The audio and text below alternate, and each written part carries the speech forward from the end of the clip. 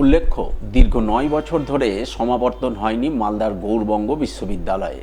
এর ফলে লক্ষাধিক পড়ুয়া পাননি নিজেদের ডিগ্রির সার্টিফিকেট। এই পরিস্থিতিতে একদিকে রাজ্য সরকারের যুবশক্তি ভরসা কার্ড প্রকল্পের সুবিধা লাভ, অন্যদিকে চাকরির আবেদনের জন্য গৌড়বঙ্গ বিশ্ববিদ্যালয়ে গত কয়েকদিন ধরেই প্রাপ্ত ডিগ্রি সংক্রান্ত প্রভিশনাল সার্টিফিকেট নিতে ছাত্রছাত্রীদের ভিড় উপচে পড়ে। শুক্রবারও তার ব্যতিক্রম হয়নি। এদিন সকাল থেকে বিশ্ববিদ্যালয়ে ভিড় করেন উত্তরবঙ্গের ৩ জেলার ২৫টি কলেজের অসংখ্য ছাত্রছাত্রী। প্রভিশনাল সার্টিফিকেট নেয়ার জন্য আবেদন জমা দিতে কার্যত হুড়োহুড়ি পড়ে যায়। এই পরিস্থিতিতে শুক্রবার সমবেত প্রাক্তনীদের উদ্দেশ্যে বার্তা দেন গৌড়বঙ্গের উপাচার্য। বিশ্ববিদ্যালয়ের তরফ থেকে জানানো হয়, ইতিমধ্যেই যে সমস্ত প্রাক্তনী সার্টিফিকেটের ফিয়ের টাকা জমা দেওয়ার জন্য চালান কেটেছেন, শুধুমাত্র তাদের আবেদনই অফলাইনে জমা নেওয়া হবে।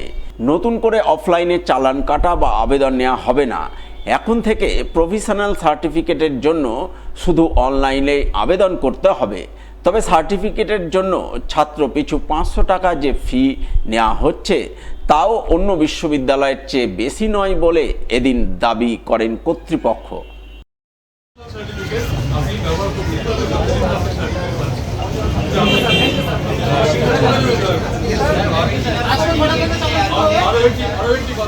যারা হচ্ছে যে যাদের ডিজিলকারের আইডি আছে, যেমন আপনারা জানবেন যে সমস্ত মার্কশিট, সমস্ত সার্টিফিকেট আপনাদের কিন্তু ডিজিলকারে দেওয়া আছে, আপনাদের ইউনিভার্সিটির তরফ থেকে দেওয়া আছে, এবং একমাত্র সেটা যারা স্টুডেন্ট যাদের কাছে এই আইডি পাসওয়ার্ড রয়েছে তারা সেই ডিজিলকারে অ্যাক্সেস আপনারা ব্যবহার করতে পারবেন। সেখান থেকে সার্টিফিকেটগুলো আপনারা ডাউনলোড করে সেই সার্টিফিকেট আপনারা কিন্তু ব্যবহার করতে পারবেন।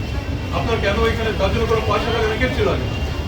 এটা সারা ভারতবর্ষে ডিজিলকার অ্যাপ্লিকেশনটা দেখেছেন তো সবাই? মোবাইলে পাওয়া যায়, মোবাইল অথরাইজ, সেখানে কোন বোর্ড কত সালে কি নামে করেছিলেন অটোমেটিক সার্টিফিকেট ডাউনলোড হয়ে যায়। রেকর্ড ফাউন্ড দেখাচ্ছে, সে ট্রাই করেছিলাম আজকে। তৈরি করতে হবে।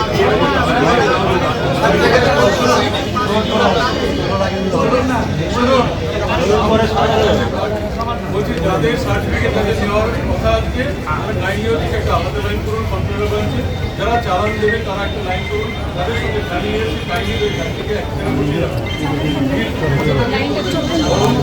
চালানটা কোন দিন সার্টিফিকেট দেবে তারা